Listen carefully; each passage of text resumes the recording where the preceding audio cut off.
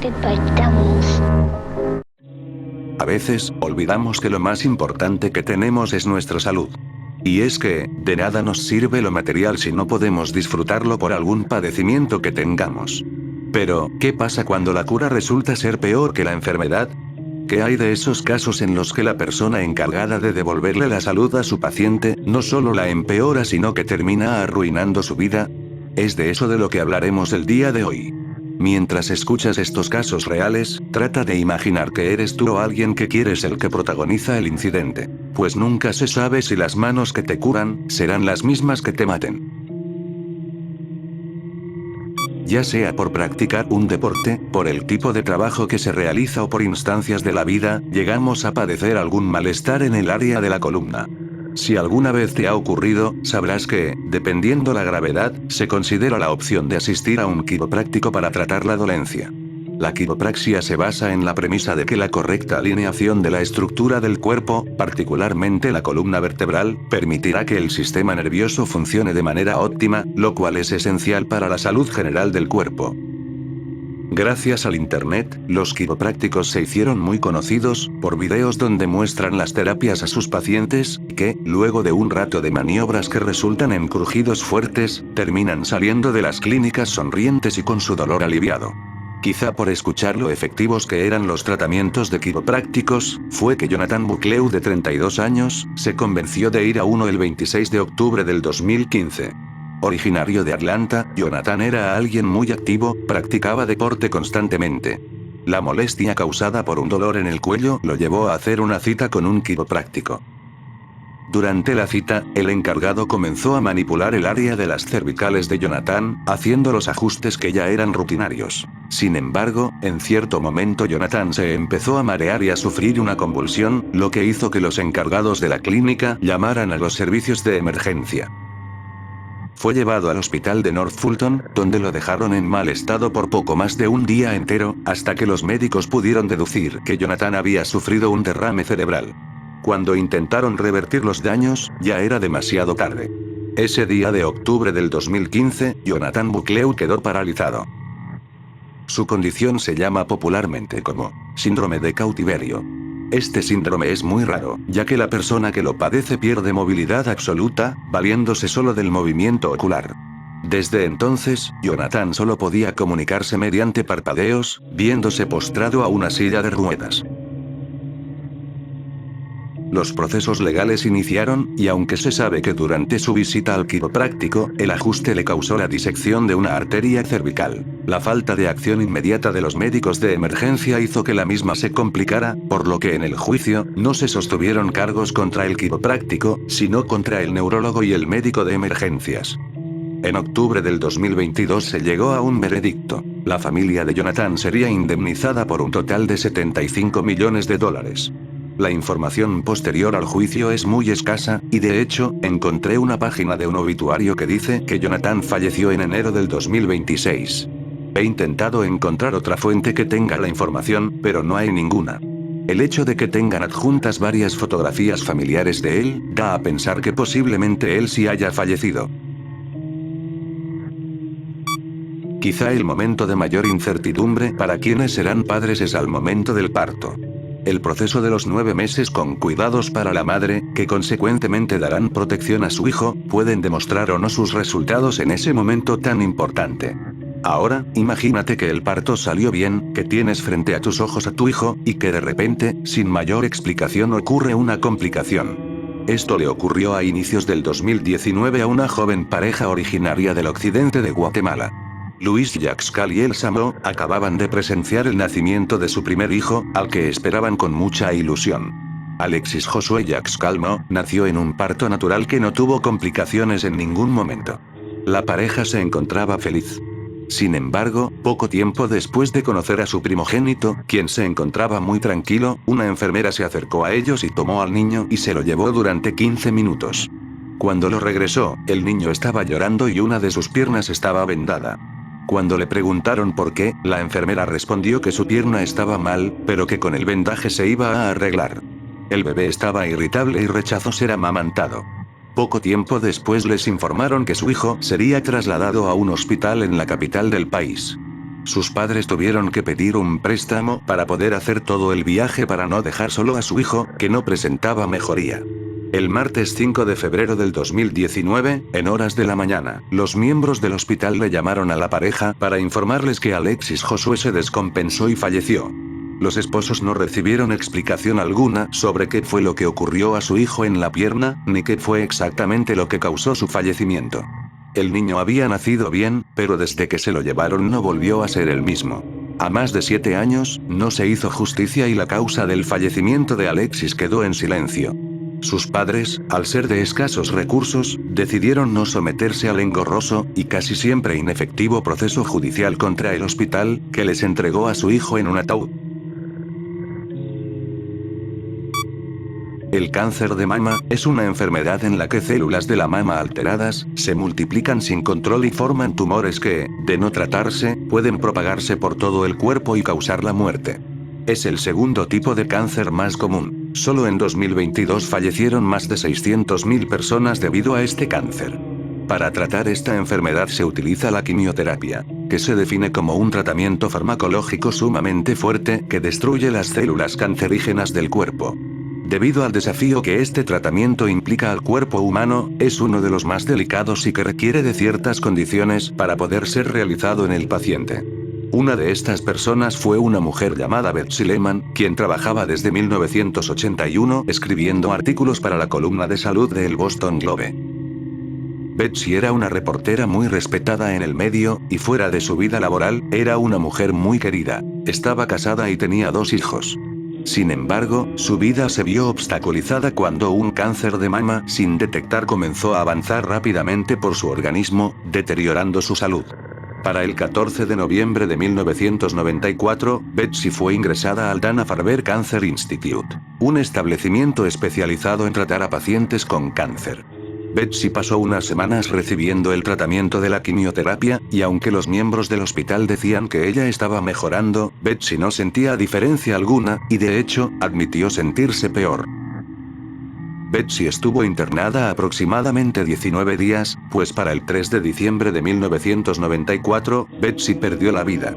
La noticia dejó a sus familiares y colegas devastados, pues no entendían cómo un tratamiento en una organización tan reconocida pudo haber fallado teniendo poco tiempo de haber empezado. Incluso algunos médicos de la institución se sorprendieron, pues habían escuchado que la darían de alta pronto. Resulta que un informe posterior reveló que Betsy, de 39 años, había fallecido por una sobredosis de quimioterapia. Se le había estado suministrando una cantidad al menos 4 veces mayor a la que se requería para su condición. Esto ocurrió por una cadena de errores que incluían a varios miembros de la organización. Errores que nadie se tomó la molestia de revisar, mucho menos de corregir. Las repercusiones de este hecho fueron mayores.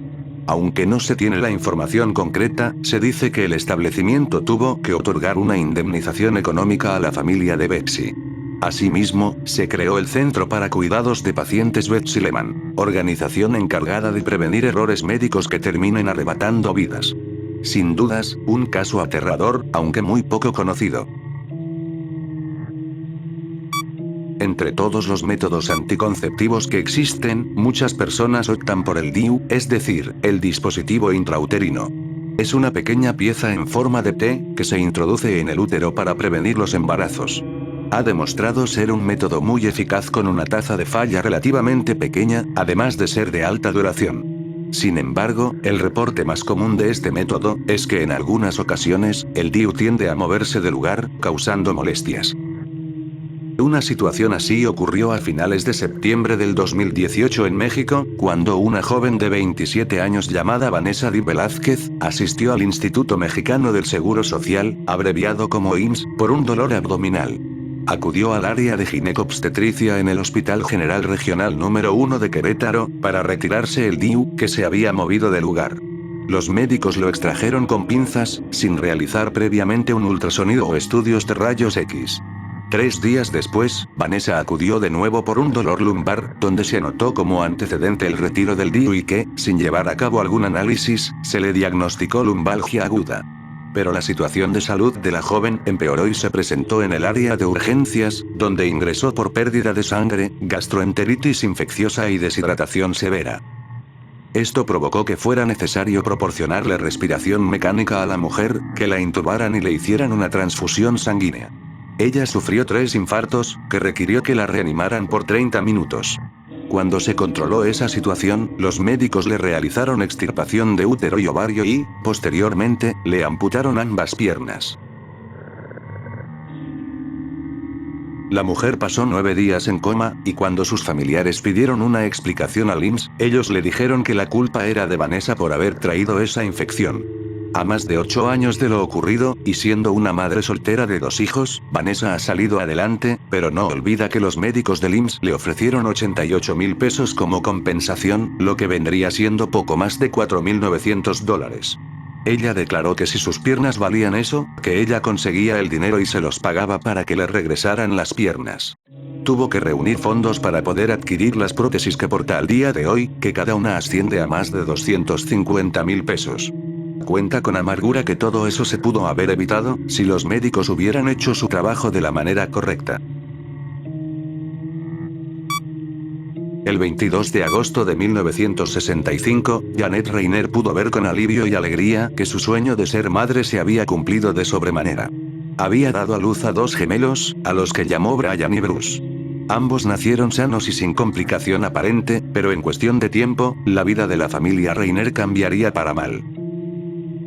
Cuando los hermanos cumplieron 7 meses, fueron llevados a un hospital de la localidad. Sus padres consideraron que era el momento de hacerles la circuncisión, un procedimiento común y de bajo riesgo.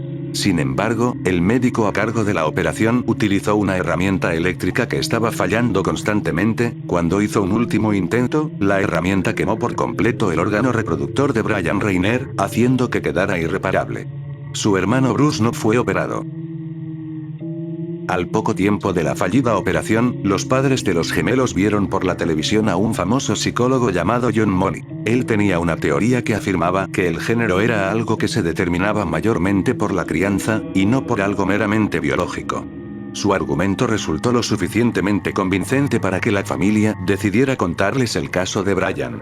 El Dr. Money aceptó tomar su caso, y les explicó que debían criarlo como una niña y todo lo que ello implicaba.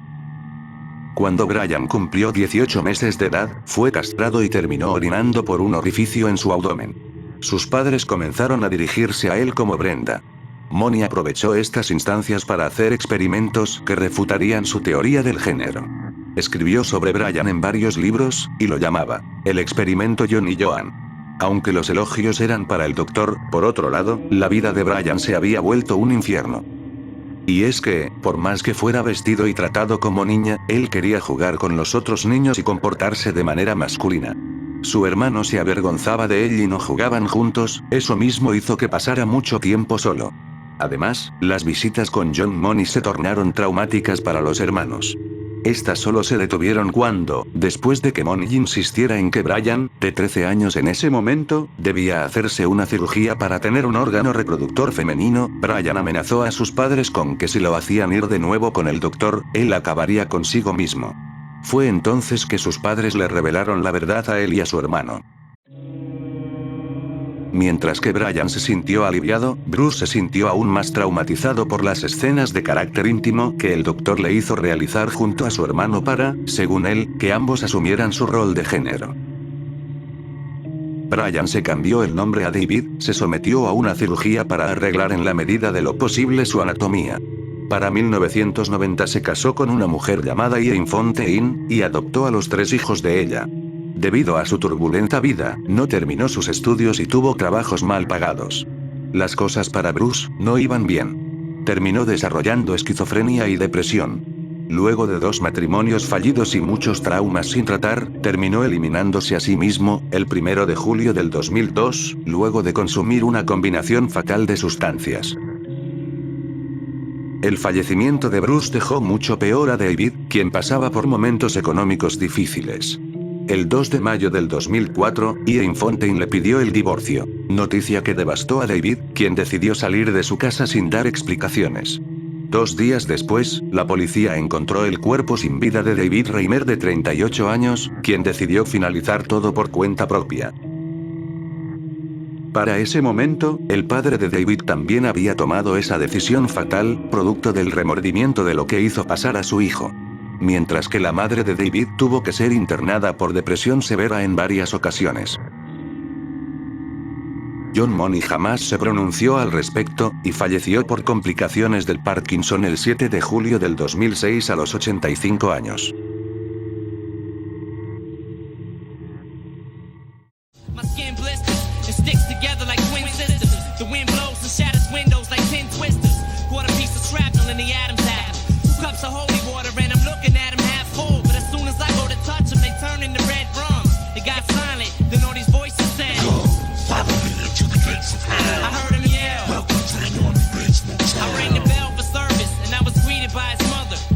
Dry blood, head still dented from the struggle.